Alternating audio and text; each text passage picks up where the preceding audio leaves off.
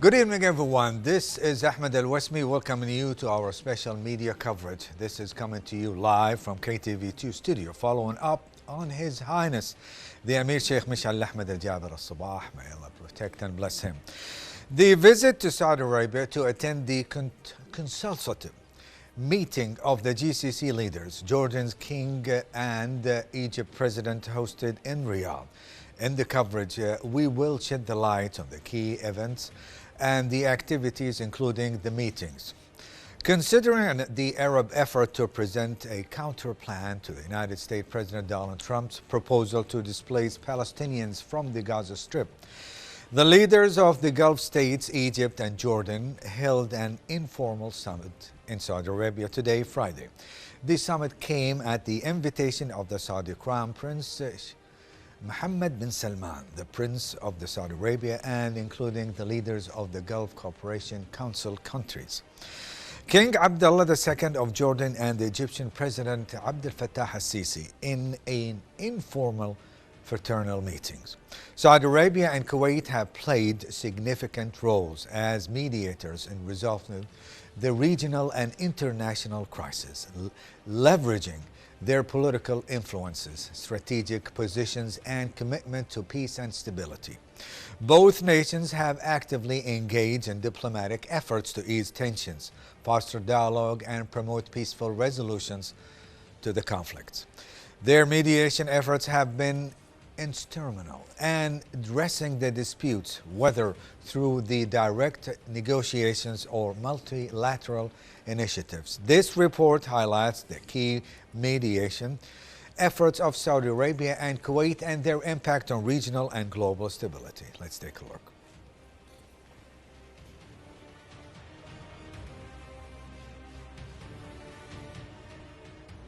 The presence and participation of His Highness the Emir, Sheikh Mishal Ahmed Al-Jaber Al-Sabah, may Allah protect and bless him, and the brotherly consultative meeting in Riyadh confirms the state of Kuwait's support for the Palestinian cause and reiterates utmost rejection of the displacement of the Palestinian people from their land.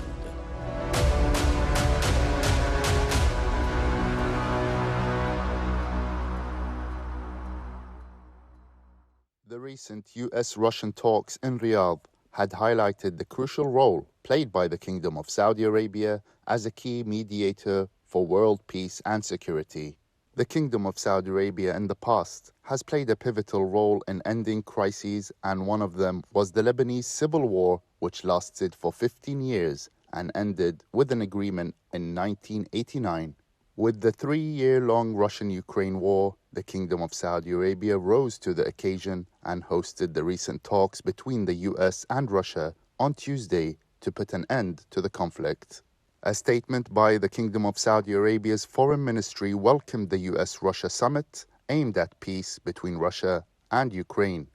The statement added that as early as March 3, 2022, Saudi Crown Prince, His Royal Highness Prince Mohammed bin Salman, contacted both Ukraine and Russia to find a political resolution to the issue at hand.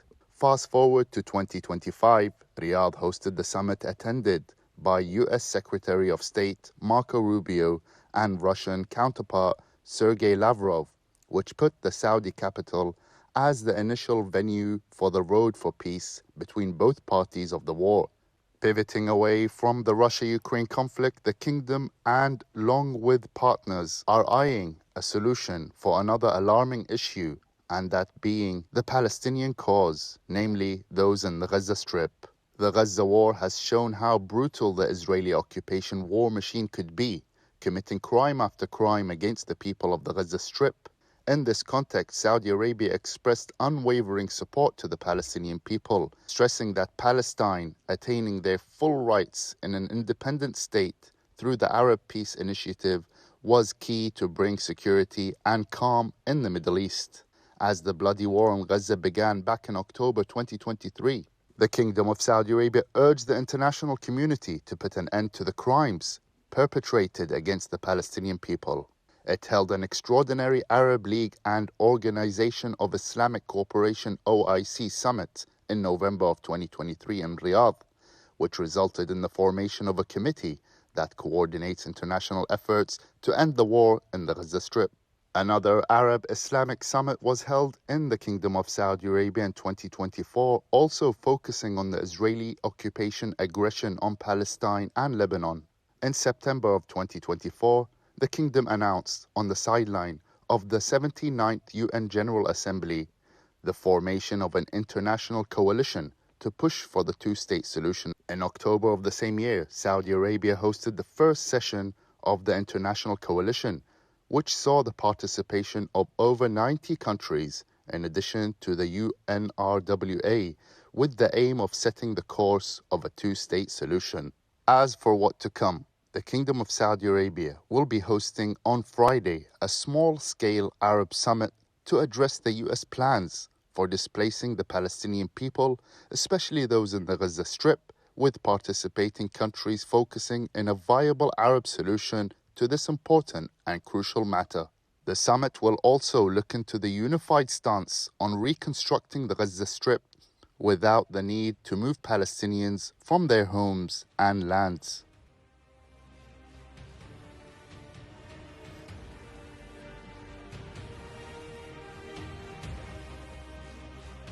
Welcome back to KTV2 Live, coming to you, and regarding the brotherly consultative meeting in the Kingdom of Saudi Arabia with our guest here in the studio, Dr. Ayed Al-Manna, academy and political analyst. A pleasure from my biggest heart and the biggest heart of the KTV2. Always pleasure to have you. Thank you so much for giving us your time, Doctor. It's my pleasure, Ahmed, to be with you, actually. Sir, we are in front of a very significant situation in the Middle East. Everybody is running around and everybody's trying to find a solution for the initiative which was launched from the President of the United States of America, Donald Trump, to displace the Palestinians from their homeland. And everybody here in the Gulf, the GCC, and the Middle East, Egypt, Jordan, and everybody in the Arab states are trying to find a solution. That's why the Kingdom of Saudi Arabia, it's a key regional power and could influence the resolution or the evolution of the issue that we are talking about and we are confronting with, which has been a central conflict in the Middle East for decades. What's your thoughts regarding this situation and what exactly we need to do as Arabs? Thank you, Ahmed, for inviting me to discuss this very important issue, actually. It is the Arab nation issue, at least since 1948, when Israel has been given part of the Palestinian land and declared its independence. Also, according to Balfour Declaration 1917, which promised to establish a national home for the Jews in Palestine. Since then, actually, Israel expanded its occupation after 1948, occupied part of Palestine, and on 5th of June 1967, Israel waged a war, the 5th Day's War, against Egypt, Syria, and Jordan, and occupied so many land from the Arab countries, including Sinai in Egypt. Gaza Strip was also Can we call it an annexation? Annexation, the annexation for Gaza and West Bank. But it is anyhow, it is an occupation. That's correct. Annexation is just bringing some part of your country to another part, but it is an occupation. Occupation. Yes, and that's Sinai in Egypt, Gaza, which was under the Egyptian authority at that time, and the West Bank, which was part of Jordan, and also the Golan Heights of Syria. All has been occupied by the Israeli forces since 5th of June 1965. That was way back. Yeah. And you might remember, despite you are very young at that time, or you have not been born, maybe, in 6th of October 1973, Egypt and Syria, in coordinating with King Faisal of Saudi Arabia and some of the Gulf states, I think Kuwait was one of the countries has been informed about it might happen, that war will be waged a war against Israel and liberated some part of Sinai and the cities of the Suez Canal at that time. The Julan height part of it has been. Jordan wasn't at that time part of the war. The Arab Gulf states, especially the Arab Gulf states, the oil countries, boycott the oil producing countries. They boycott the whole Western civilization and did not sell any oil for them for a period of time. Boycott all the nations who assist Israel at that time, either militarily or politically. And that actually was one of the... And they had the biggest crisis in the United States. In the world, actually, oil crisis. And that actually created a kind of enmity against the Arab world. And since then, actually, we've been in conflict. The meeting we are talking about, it is actually consultative, a fraternally meeting between the Gulf states and Egypt and Jordan.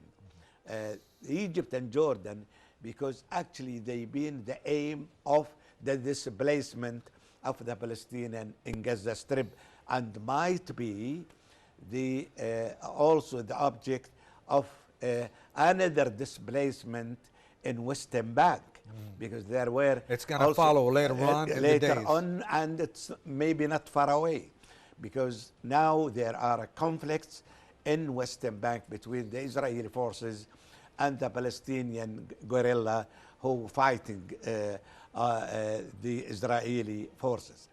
And therefore, the Arab now meet together, Gulf state, Jordan and Egypt, to discuss how to counter the plan of President Trump. What is the plan of President Trump?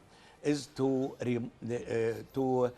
displace the Palestinian from Gaza to other places, and he named Egypt and Jordan because they are the neighboring countries. I think he means that the citizen of Gaza to be moved to Egypt, and the West Bank citizen to be moved to Jordan. But he concentrated in Gaza. He justified that he will make Gaza Riviera of the Middle East, and it will be very attractive for tourists and so and so. And he said very clearly that the United States will take over the Gaza Strip, and that means he will be occupying this land, the Palestinian lands. And he said also he might not guarantee the return of the Palestinian after 5 or so years when Gaza has been rebuilt again. Therefore, this meeting will be discussing all the dimensions, how to counter this plan. Egypt actually proposed a plan. What is the Egyptian plan? Is actually, first of all, to prepare secured places for the population. It's called prefabricated areas for the populations. Where? In Gaza. In Gaza itself. Okay, moving the population in the distracted area to another places by temporary houses brought from outside for a temporary time. And after when this their areas has been reconstructed, they moved to their areas, and other population moved to another, and so and so, till actually it's to divide the areas for about 14 areas or 24 areas. You mean 14 sectors and sections? Okay.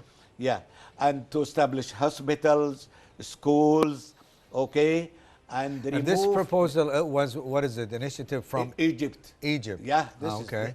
It is the only now initiative available is the Egyptian initiative. Good. It is the counter plan for Trump. But plan. inside the vicinity of the Gaza Strip, not outside. Within Gaza. Okay. You move the population in the areas not being affected to and prepare. Is there such place not affected by the war? Well, to some extent, yeah. So Okay. to some extent, it's not all the areas. Some actually all demolished. Some. Okay. But before you move on, because I don't want to get to another story, I want to stick with the story that the unification of the Arabs to you know, encounter the plan and the whole situation with the United States. Do you think that we are strong enough to counter the Europeans and the Americans regarding the Gaza people? I think, because we have the leaders from Egypt, yes, Jordan, Qatar, and United Arab Emirates. I think So it's a kind of joint operation. not only these, also other Arab countries like Morocco, Morocco Algeria, together, okay. and Tunisia, and other Arab countries will be attending the summit in Egypt, in Cairo, probably on the 2nd or 3rd of March, next March.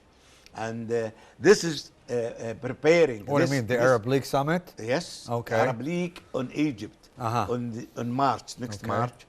And this is actually a preparation for that.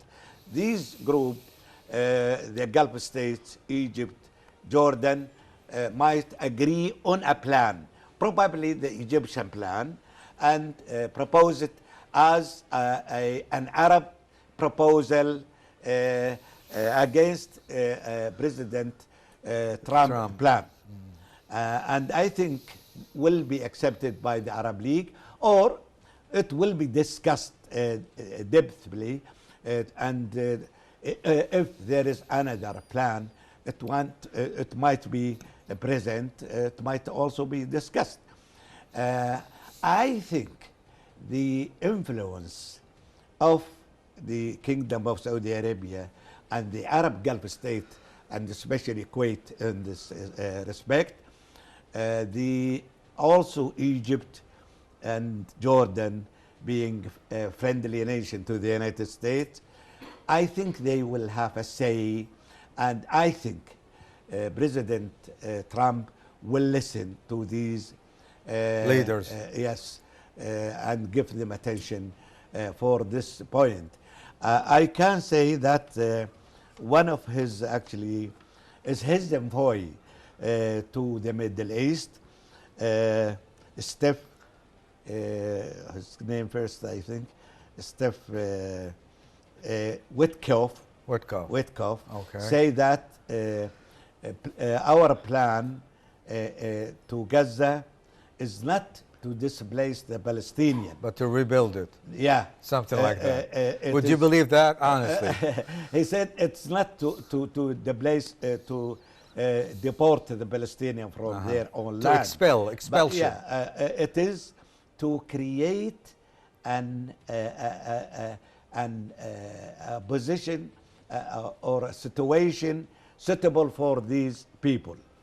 At the same time, he said, our plan for Gaza is to actually bring all the world, especially the engineers and so, to rebuild Gaza by the best way, and to make it very hospitable for its people. Habitable for them, yes.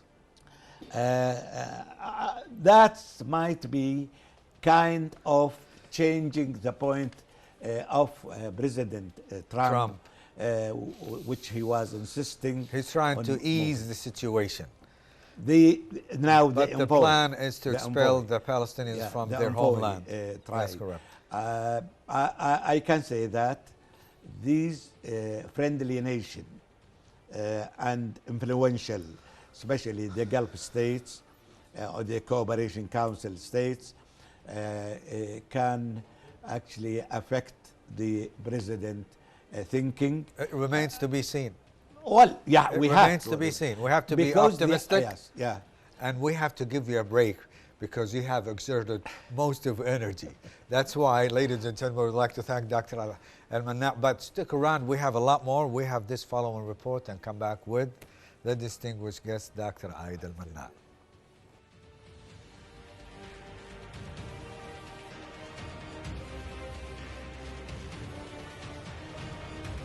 Since its independence in 1961, Kuwait has been a steadfast supporter of the Palestinian cause, advocating for Palestinian rights on political, economic, and humanitarian fronts.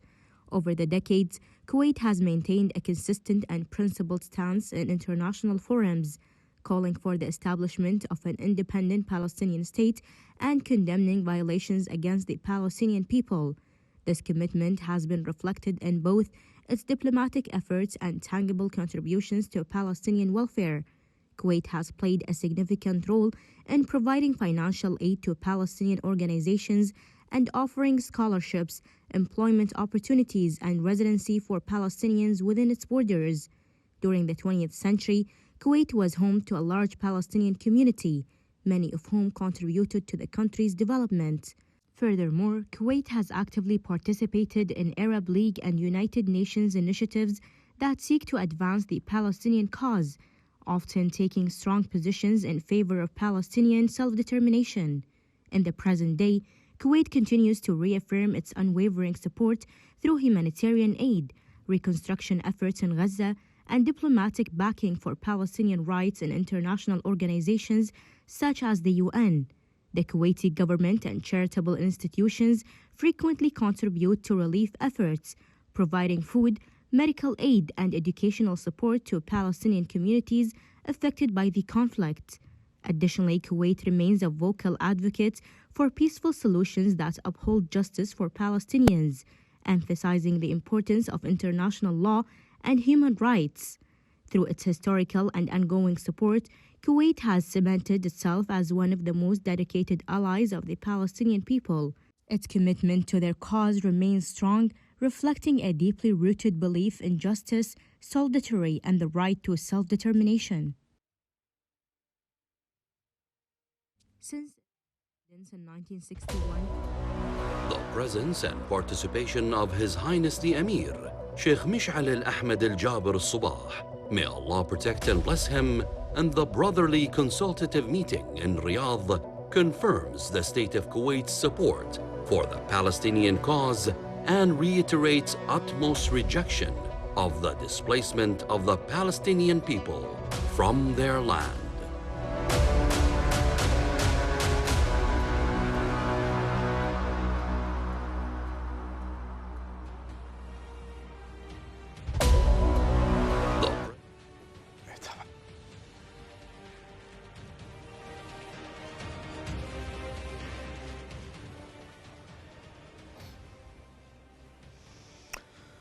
Although President Trump's plan did not go beyond the proposal stage, it sparked a wave of sharp international criticism, as European leaders describe it as a scandal and a flagrant violation of the international law, stressing that it represents an unacceptable ethnic cleansing. The reaction did not stop but extended to including the calls to respect human rights and international laws, with mass demonstration organized in a number of European capitals and cities to express rejection of the plan. The European press also covered it through strong articles, analysis and investigations that showed the corruption of plan and its defiance of all humanitarian norms and international laws. That's why we are still accompanied with Dr. Aid Al-Manna, our favorite guest in the world. Doctor, I believe that you have a pretty clear idea of what's going on in the world, specifically this, and in particular this situation. Everyone else, they're rejecting the plan, but the United States trying to enforce it whether we like it or not. But they are trying to, to put some spices on top of it. Now, the question is, like Egypt and Jordan, they kind of the leaders, it's not the leaders, but they're all together in this, and they're trying to come up with a solution for our brothers in Gaza, not to be kicked out from their homeland. What do you think that likely is going to happen? Yeah. First of all, Ahmed, most of the leaders in the world condemn the proposal. I remember that the German Chancellor described it as a mad plan, scandal. It is a scandal, he described it. Also, it is against the international law. No people have to be removed from their own country to another country. If you want to help these people, you have to stop the aggression against them. And we are not seeking something impossible. We are seeking something impossible and logical. Just take that the resolution 242 for 1967 stated very clearly the withdrawal of the Israeli forces from the occupied Arab lands, okay? And that's in 1967. The Israeli forces, okay, drawn from Sinai, but not in accordance with the resolution, but with the agreement of Camp David between Egypt and Israel. Also with Jordan, Shaib Valley or something in Jordan, agreement for determining the borders between the two countries. And therefore, Israel must be forced by the international community to respect the United Nations resolutions and be, as the Arab initiative in 2002, which was also an Saudi initiative at that time, proposed by Prince Abdullah before he became a king at that time. He used to be the crown prince. The crown prince of that, when he was a crown prince. The proposal or the initiative, the Saudi and lately Arab initiative, made it clear the solution of two states, which means that to apply the resolution 242 for 1967. That's a Jewish state beside an Arab state, not the resolution 181 of 1974, which divided Palestine between the Jews and the Arabs, giving the Jews maybe 53 to 54 of the land and giving the Palestinian around 47 of the land. Now we are talking for the Palestinians for about 20% of their own land. They want to keep them out. Yes, and thinking of displacing the Palestinian from Gaza to other places, that means the settlers might extend their influence and occupy these areas. And this is the right-wing Israeli forces, especially the political forces, wanted this to happen either in Gaza or in Western Bank of Palestine. And therefore, now the meeting here very important to have a clear idea to go to the summit and to take a proposal and face the United States of America being the biggest supporter of Israel and the provider of Israel with all the weapons and also the finance it needs. And therefore, we are the friends. We are the friends of the United States. We are more beneficial for the United States than Israel. Why the United States ignore us and respect the Israeli? We are also, again, we do not want to take any advantages.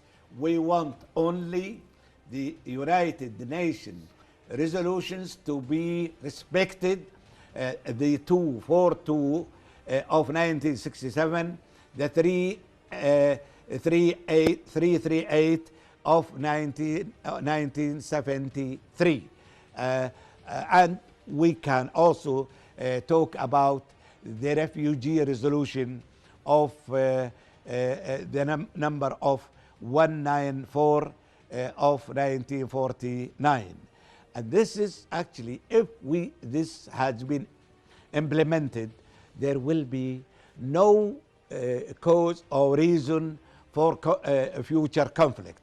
But unfortunately, the extremist Zionists in the Israeli cabinet at this moment, led by Benjamin Netanyahu, Ben Gvir, Smotrich, they all want to take all the Palestine, calling in Samira, Judicia and Samira. And this is mean they want it to be a Jewish homeland, no Palestinian, no Arab to be in this plan. How that will happen, as happened in Gaza, by war, to force the Palestinian to run away from their own country. Egypt actually... when you mentioned Egypt, next month, which you said previously, that they are going to have an emergency meeting. Yes. At the Arab League headquarters in Cairo, and every Arab country will attend. Do you think, now this is regarding your question, why that the United States do not listen to us and they favor the Jewish state? How come we cannot influence them to listen to us? Now this is the time for United States and the Western civilization to listen to us through the Arab League. What exactly do you think is going to happen during this summit?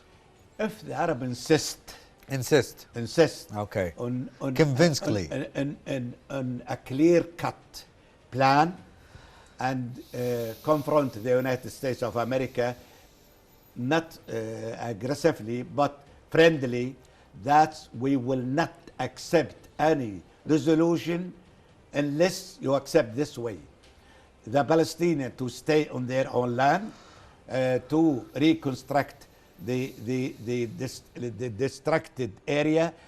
On my point of view, there must be an Arab effort to force the Israeli government to pay the cost of what happened in Gaza.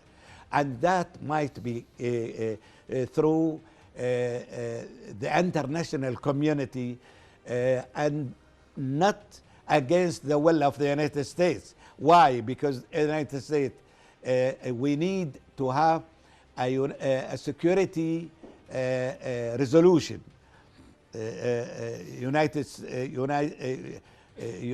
United Nations Security resolution. If objected by the United States, it will not go through. I mean, when they veto it, yes, they use the veto. It. We don't to veto, and that's we have to discuss. And it's going to happen, whether we're like it or not. Surely, if they've done it before, so many times. I know. Yeah, and if they done it, Britain will done it, France, yep. And so on other countries. Russia, and, don't forget Russia. No, yes? no, Russia, no.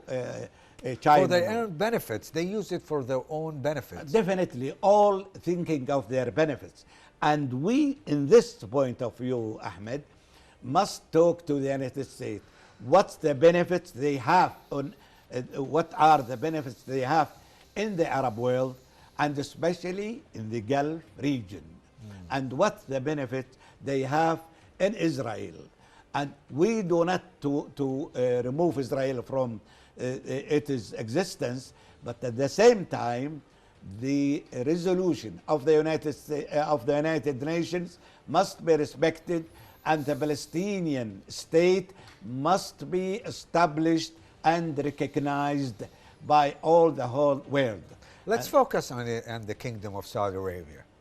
We all know that the Kingdom of Saudi Arabia hosts the two holy mosques, and it has the biggest role in the Arab nations. We're not talking about the money, we're talking about the situation of the Saudi Arabia, yes, right after, or probably together with Egypt. And do not forget that His Highness the Emir visited Saudi Arabia to consult with his brothers regarding this matter. Do you think that this time it's going to take the lead and to have the biggest initiative to calm down the United States and to forfeit the idea of the expulsion of the Palestinians from their homelands? What do you think? I think if the Arab come together on an initiative and insist on applying this initiative and make it very clear, I think the United States will understand it. Will listen. Will listen and understand and think about why we are siding to the Israelis, despite the fact they are the aggressor. Okay, Hamas. They do not see them the aggressor. No, they see it. They see that they are defending themselves. Let's call it as it is. They actually know the facts, okay, whether they recognize it or not. But at the same time, they know that the Israeli government exploited what happened on 7th of October 2023 to displace the Palestinian and to move them to Egypt. It is just an opportunity has been given by Hamas organization for they took advantage of the whole situation.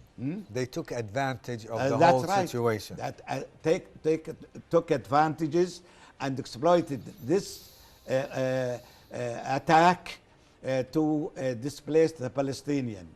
Though they just justify it for their own purpose, people, and for the outside world that we had been attacked.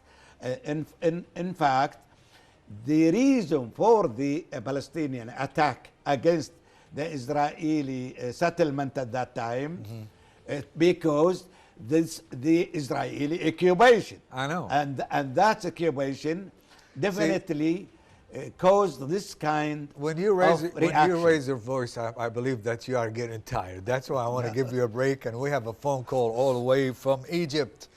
We have a pleasure of inquiring and listening to Hind Al-Sayed, Foreign Affairs Editor of Al-Ahram newspaper, and the Brotherly Consultative Meeting to discuss the region's futures. Good evening, and could you tell us exactly the importance of Egypt's participation in the meeting in light of Trump's proposal to deport Palestinians to Egypt? Good evening first to you and to all your audience. In fact, it is known that President Trump came to politics from business sector and real estate sector. He is a man of deals who is clever at counting profits and loss in any procedure he is about to take. And through this mentality, he is practicing international politics. So in the light of these facts, decisions that comes out from Arab summits in Riyadh and in Cairo should go hand in hand with measures that affect economic interests of the United States and Israel in the Middle East. If Trump didn't feel the danger threatening U.S. economic interests in the region, he won't show any flexibility in his attitude. Arab states are not weak and are not in a weak position because they have a lot of economic pressure cards towards the U.S. and Israel. This is the language that Trump understands.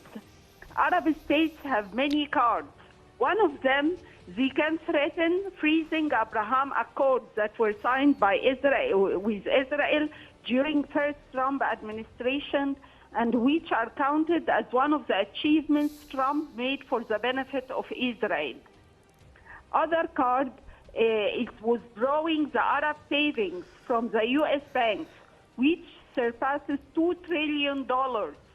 As well, Arab states can prevent Israeli airlines from crossing its airspace. Arab states as well have embassies in Israel can threaten by closing these embassies and expelling Israeli diplomatic missions. Of course, Arab states should send a clear message to Trump that decisions concerning the Middle East should be taken through consultation between Washington and Arab capitals. Arab leaders should send a clear message to Trump that they are not in a position to receive orders in order to implement them without discussions. Getting out of the current crisis in the Middle East should be through dialogue channels based on legitimate international resolutions and the international law principles that keep the Palestinians' rights in self-determination on their land. The two-state solution should be the first item on agenda in any dialogue between Arab states and U.S. and Israel. Thank you. Mrs. Hind, before I let you go, could you tell us about Egypt's role in preparing a comprehensive plan to rebuild the Gaza Strip without displacing the Palestinian people from their homeland? In fact, we have recently some revelations about the Egyptian plan to rebuild Gaza without moving its people, the population of Gaza, from their land. One of these revelations was revealed recently by Al-Ahram newspaper, and it states that it is the official newspaper of Egypt. It states that the Egyptian plan for Gaza reconstruction would be based on immediate action to rebuild the Gaza Strip in the light of the enormous and unprecedented destruction the Strip has suffered. In fact, Egypt aims to implement an early recovery plan to meet the humanitarian needs of the Strip, including food, water, sanitation, health care for all the population. The plan focuses on rehabilitating essential infrastructure, including roads, public buildings, electrical networks, and water systems. And the plan also seeks to revitalize the local economy before transitioning into a full reconstruction phase. It is important to highlight the international conference held in Egypt a few weeks ago to support the Gaza reconstruction. The Egyptian reconstruction plan includes building safe housing units within 18 months. It designates safe zones within the Strip to relocate residents during the first 6 months. It is important also to state that the plan will involve 24 multinational companies in reconstruction efforts, including debris removal in specific areas within 6 months. But we have to state that it is important for the international community, and it is an opportunity to reaffirm global support and secure the necessary financial and material pledges for immediate implementation. Thank you. Mrs. Hind Sayed, Foreign Affairs Editor of Al-Ahram, thank you so much for being with us on the live. Dr. Adel Manat, before I go to my following question, do you have anything you want to add regarding Mrs. Hind? Because she touched on a very significant point. She was talking about the cards, the Abraham Accord, and the embassies all around the Arab countries, which they host the embassies of the Jewish states. Actually, our colleague Hind Sayed indicated very important subject, that President Trump is a businessman, first of all, and he understands the interest of his own country, and where it is, where are there these interests. That's we've been talking early, that he has the United States of America is a friendly nation now to the Arab world, but we have another nations we dealing with, especially the Russian, the Chinese. Most of the Arab, most of the Gulf states, they were having no relation with the East, with exception of Kuwait. Kuwait, since 1961, when it got its independence, established relation with China. And when the Soviet Union recognized Kuwait in 1963, established a very warm relation with Russia, with Soviet Union at that time, and exchange benefits, either education or economics and so. After the liberation of Kuwait, most of the Gulf states established good relation with China and Russia after the collapse of the Soviet Union. And now we have other nations in the East, including India, which is very now progressive and powerful nation. Yes, actually, and they have a nuclear power. Technologically. They have a nuclear power. Yeah, and that's mean we, if the United States has not active in a fair way to both sides, we can reconsider. Let's get it. We consider how to deal with the United States, and definitely United States now fearing of the Chinese extension to the area. We are almost out of time. I want to take this opportunity to ask you more questions, because you're a national treasure, honestly, Dr. Aidel Manah. When we say about regarding the plan which is being proposed by the United States of America, the President of the United States, Donald Trump, by kicking the Palestinian out in excuse that he wants to rebuild Gaza and let them in, maybe. We don't know that. But what do you think the Palestinians... He said he cannot secure that. I know. So I don't want to say it, but okay, whatever.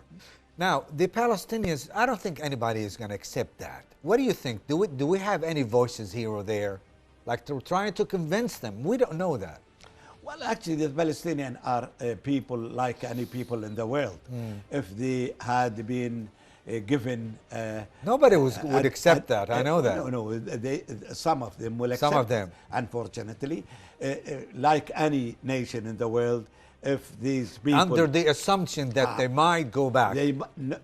Or even if they've been given advantages in the other countries. Yes. What advantage? And that's why I'm talking about, if it is to Egypt and Jordan, they might not go to, they will not prefer to go there, because they will not find jobs, they will not find better life, because it is the economic situation not that good for them.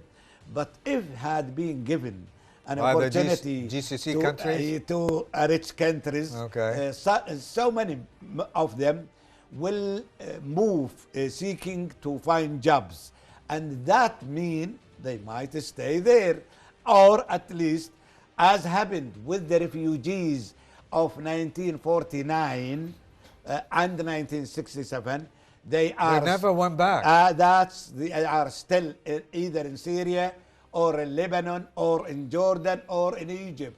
They never given the opportunity to go back to their own country, either in West Bank or in Gaza. And this must not be, from the Arab point of view, allowed to happen again. Now this is the whole situation is being demolished, the idea of two-state solution. When you have a plan to kick the Palestinian out, under the assumption that you are going to rebuild their country and bring them back, this is what everybody assumes that it's going to happen. It might not happen, but it's killing the idea of the solution of two-state solution. That's right. and that's what the Israeli extremists want. They don't recognize, including Netanyahu. Netanyahu said very clearly that he killed the this two-state solutions, and he will continue this approach with the assistance of the other extremists. Unfortunately, now the extremists in Israel more than the moderate, especially with the public, and we have to make it clear for our friends in the United States and the European that yes, that's the Palestinian cause is the Arab cause, not only for the Palestinian cause, and that's all the Arab world will not allow the two-state solution to go out of the track.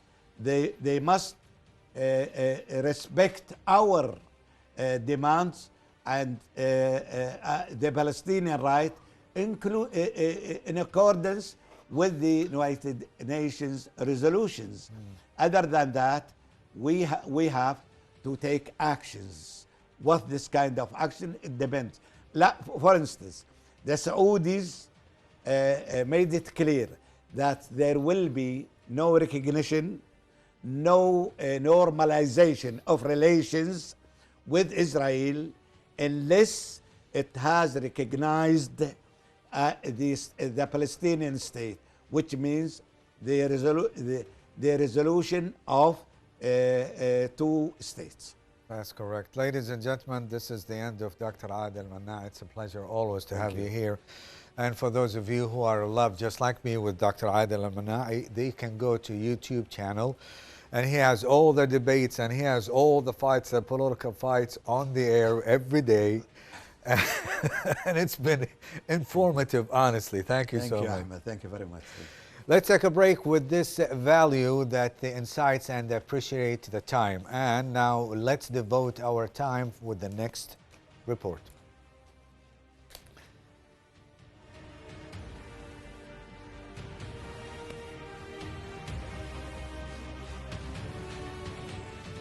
All eyes are on the capital of Kingdom of Saudi Arabia, Riyadh, which will host an informal fraternal meeting today, bringing together leaders of the Gulf Cooperation Council countries. In addition to His Majesty King Abdullah II of Jordan, His Excellency Egyptian President Abdel Fattah al-Sisi, and the Palestinian Authority at the invitation of the Saudi Crown Prince His Royal Highness Prince Mohammed bin Salman Al Saud.